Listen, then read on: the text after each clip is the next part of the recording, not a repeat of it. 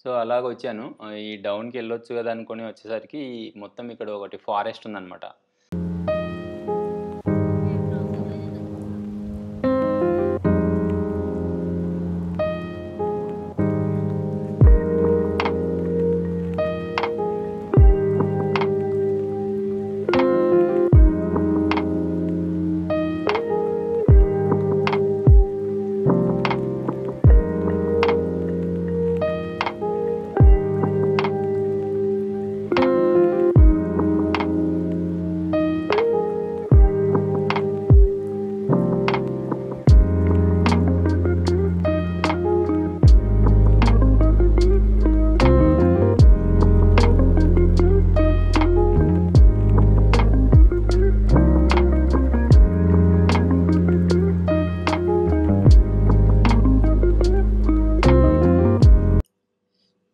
So, రోడయితే ఫ్లాట్‌గా ఉంది.